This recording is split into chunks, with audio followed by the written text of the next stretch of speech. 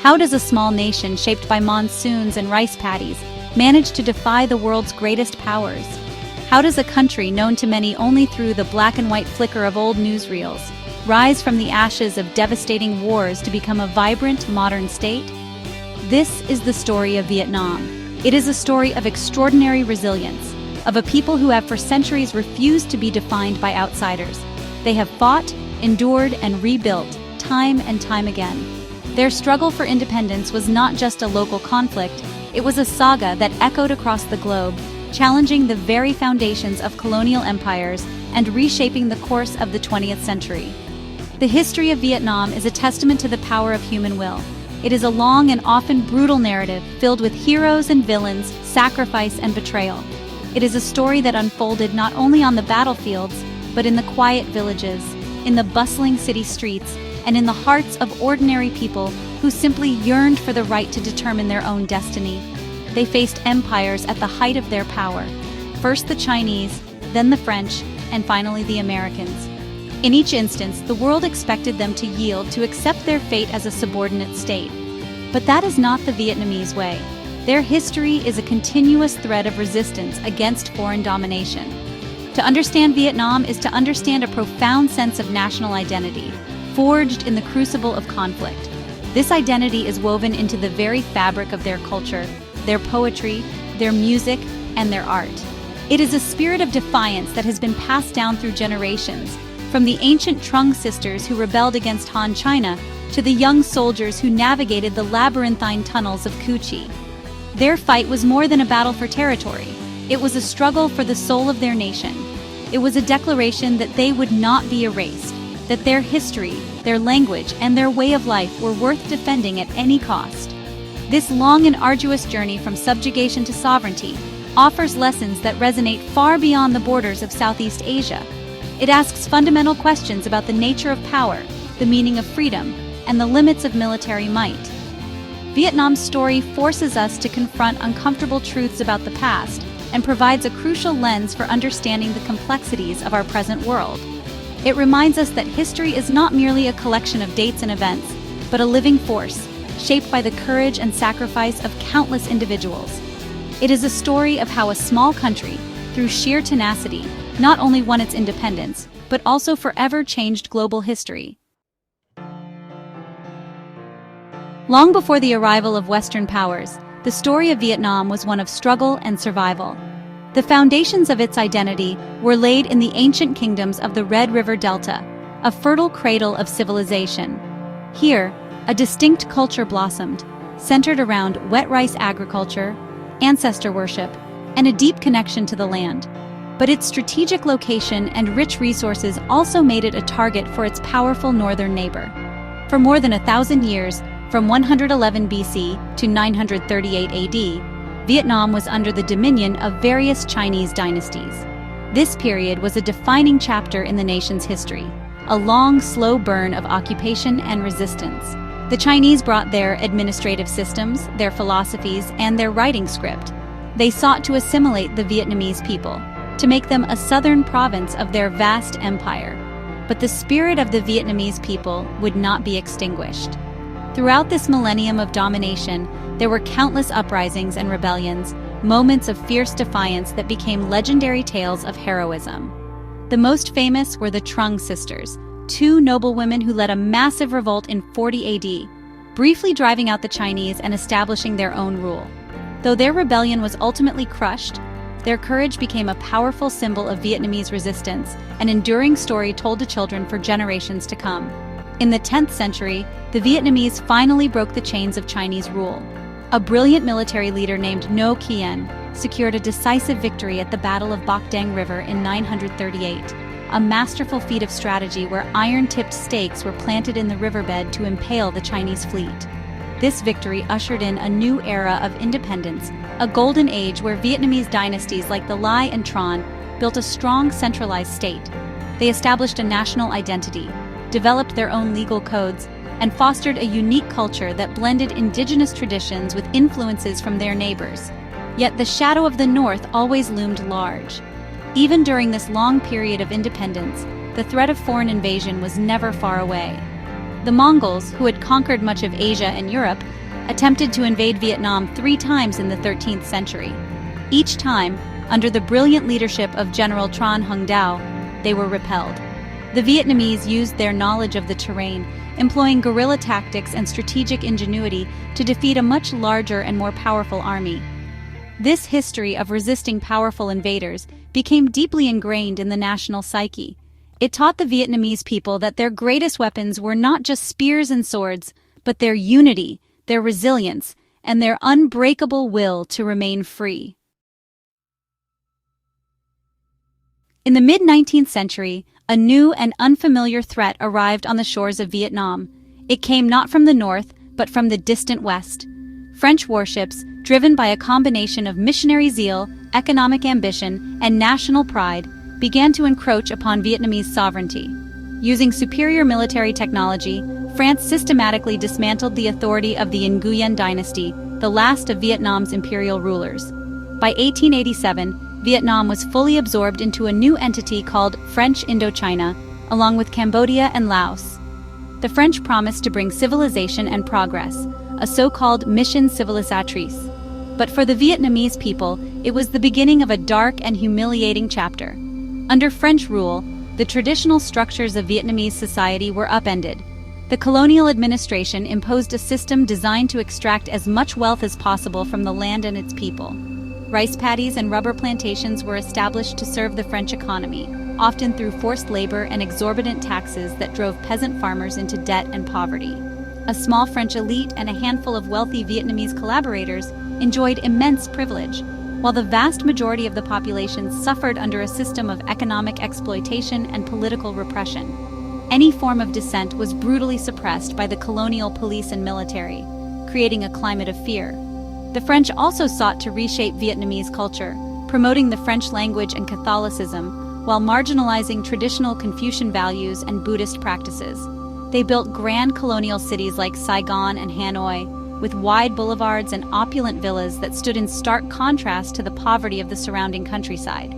This physical and cultural imposition was a constant reminder of their subjugation. Yet, the French presence, while oppressive, inadvertently planted the seeds of its own destruction. A new generation of Vietnamese intellectuals, educated in French schools, was exposed to Western ideas of liberty, equality, and national self-determination. These new ideas began to merge with Vietnam's long tradition of resistance, giving rise to a modern nationalist movement.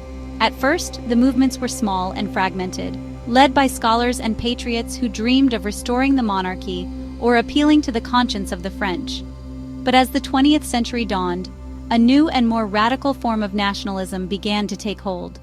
It was inspired by the Bolshevik Revolution in Russia and the anti-colonial movements growing across Asia and Africa. The Vietnamese people were beginning to awaken. They were no longer just resisting, they were organizing, and they would soon find a leader who could channel their collective anger and yearning for freedom into a powerful revolutionary force.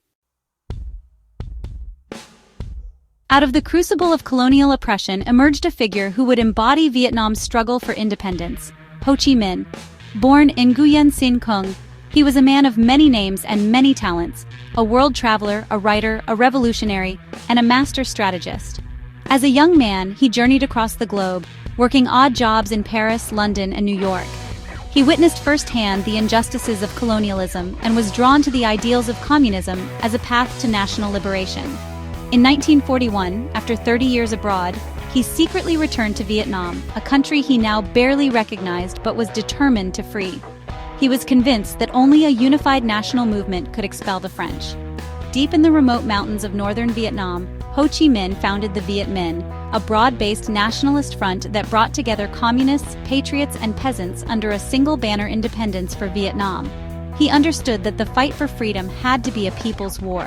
The Viet Minh's strength lay not in its weapons, which were often primitive, but in its deep connection to the rural population.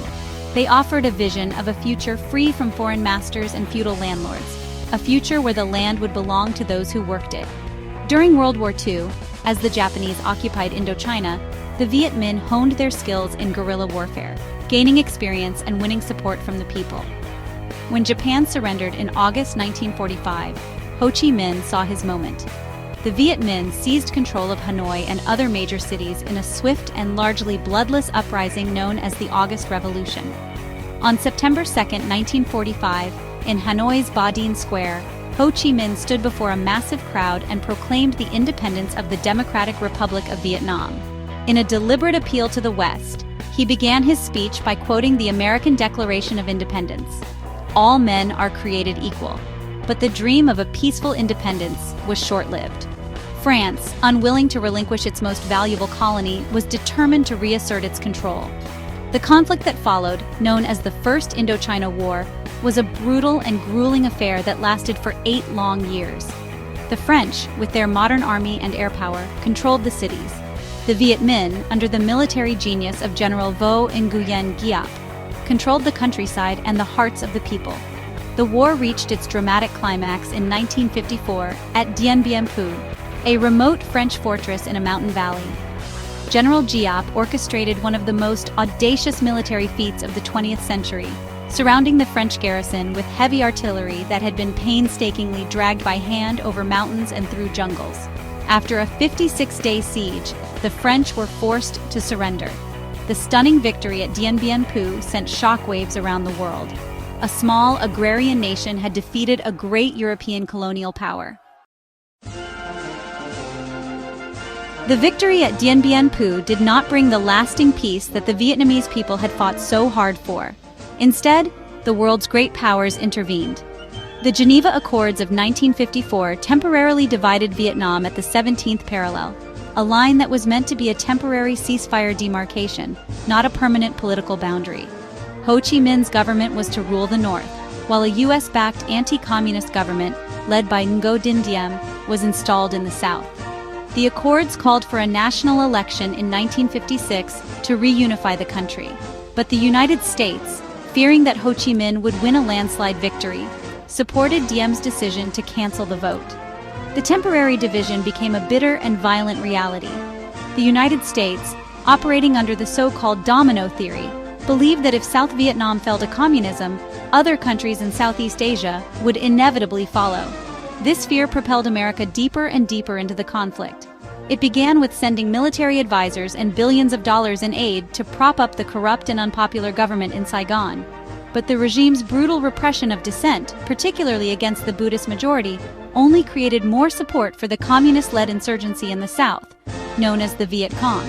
The Viet Cong, supplied and supported by North Vietnam, waged a relentless guerrilla war, striking from the shadows and melting back into the jungles and villages. By the mid-1960s, the Saigon government was on the verge of collapse. Believing it had no other choice, the United States made a fateful decision to commit its own combat troops to the war. What began as a small advisory mission escalated into a massive military intervention. Hundreds of thousands of American soldiers were sent to Vietnam to fight a war unlike any they had ever known. It was a war without clear front lines, where the enemy was often indistinguishable from the civilian population. It was a war fought in dense jungles, flooded rice paddies, and bustling city streets. A brutal, frustrating, and morally ambiguous conflict that would leave deep scars on both nations. The American strategy was one of attrition, to kill enemy soldiers faster than they could be replaced, using overwhelming firepower, including a massive bombing campaign known as Operation Rolling Thunder. But they fundamentally misjudged their opponent. For the North Vietnamese and the Viet Cong, this was not just another Cold War skirmish. It was the continuation of their centuries-long struggle for independence. They were willing to endure, unimaginable losses and sacrifices to achieve their goal of a unified Vietnam. As Ho Chi Minh famously warned the French, "You can kill 10 of my men for every one I kill of yours. But even at those odds, you will lose and I will win." The same grim calculus would apply to the Americans. By the end of 1967, American leaders were telling the public that there was light at the end of the tunnel. They claimed that the enemy was weakening and that victory was in sight. But on January 30th, 1968, during the Lunar New Year holiday known as Tet, the North Vietnamese and the Viet Cong launched a stunning, coordinated attack across the length and breadth of South Vietnam. Some 80,000 soldiers struck more than 100 cities and towns simultaneously, from the demilitarized zone in the north to the Mekong Delta in the south. In a move of incredible audacity, a small team of commandos even breached the walls of the U.S. Embassy in Saigon, the very symbol of American power. Militarily, the Tet Offensive was a costly defeat for the Communists. They suffered devastating losses and failed to hold any of the cities they attacked. They had hoped the offensive would spark a popular uprising in the south, but it never materialized. However, in political and psychological terms, Tet was a catastrophic blow to the United States. The sheer scale and ferocity of the attacks shattered the official narrative of progress. The American public, which had been led to believe the war was being won, watched in horror as images of the chaos and carnage filled their television screens. The fighting in the ancient imperial city of Hue was particularly brutal, lasting for weeks and leaving the city in ruins. The Tet Offensive created what became known as the credibility gap, a deep chasm of distrust between the American government and its people. Prominent journalists like Walter Cronkite of CBS News, who had previously supported the war effort, now declared the conflict a stalemate. The anti-war movement, which had been growing for years, gained enormous momentum. Protests erupted on college campuses and in cities across the country. The war was no longer a distant conflict in a faraway land. It had come home, dividing families, communities, and the entire nation. The political fallout was immense, ultimately convincing President Lyndon B. Johnson not to seek re-election. For the Vietnamese people, Tet was another chapter of immense suffering. The fighting brought the war into the cities on an unprecedented scale, causing widespread destruction and creating a new wave of refugees. The subsequent American counteroffensive was ferocious, and the level of violence escalated on all sides. Yet, Tet proved to be the decisive turning point. It marked the beginning of the end of America's direct military involvement.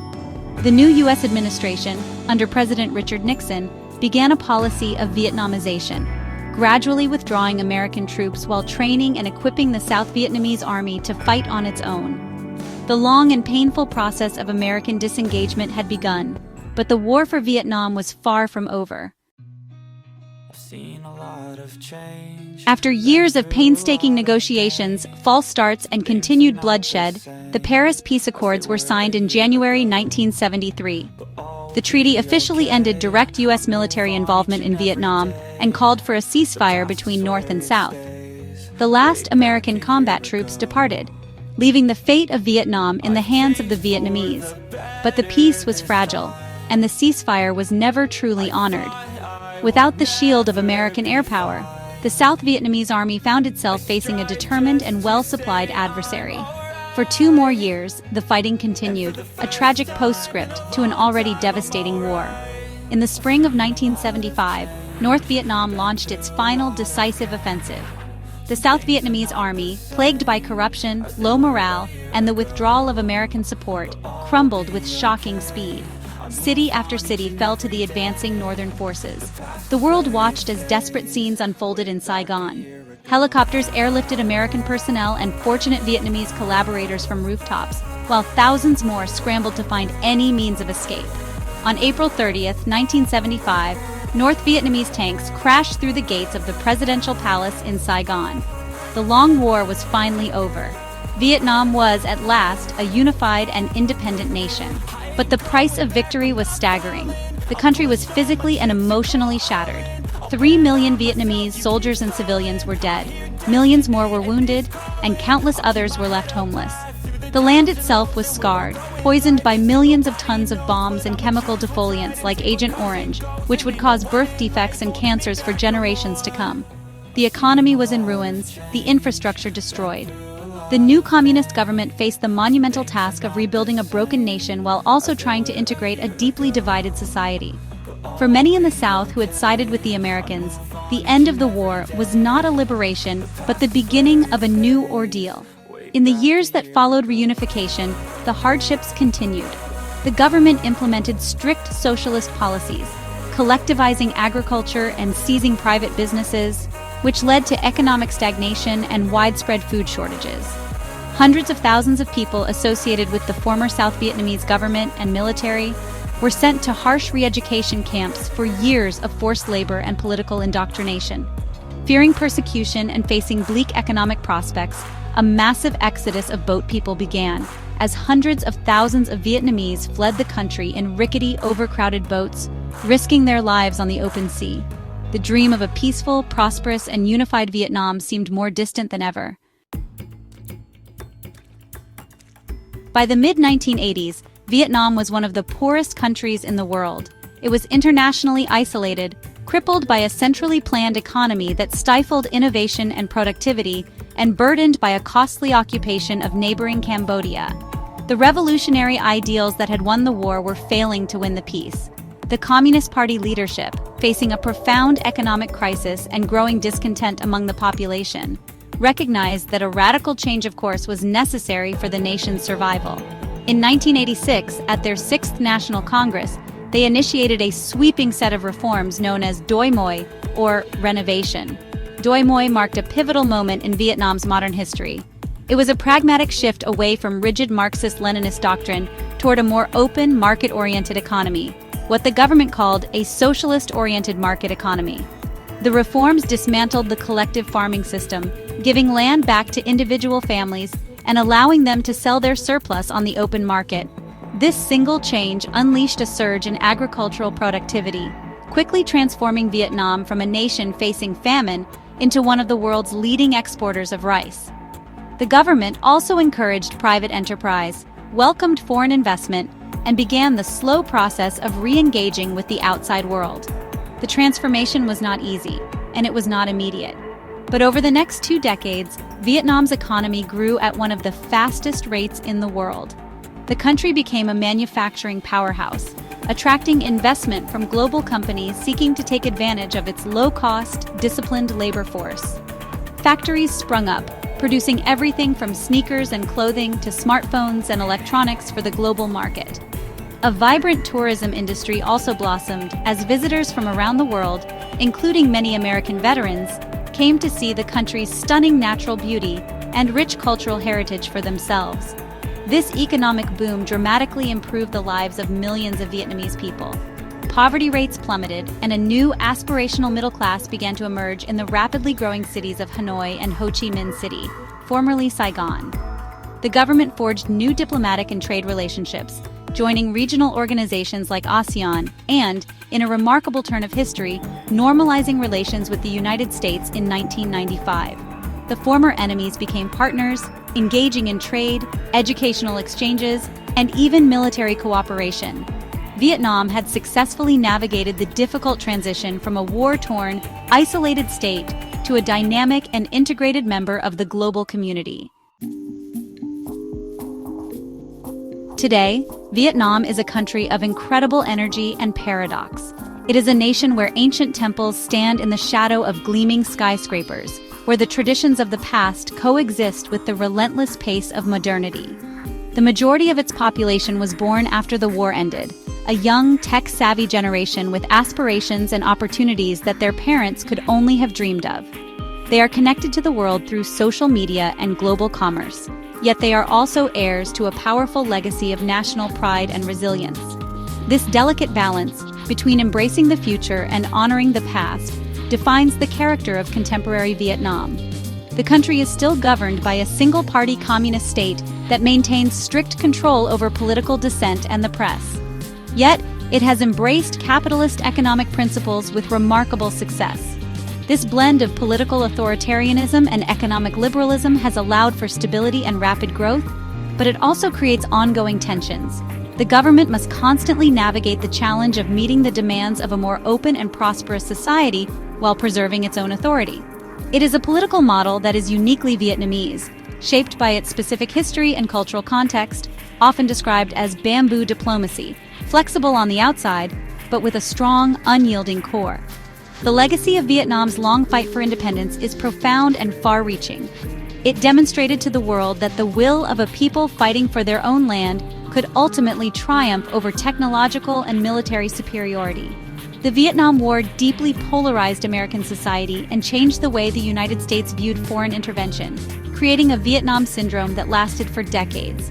It inspired anti-colonial movements across the globe and fundamentally altered the dynamics of the Cold War.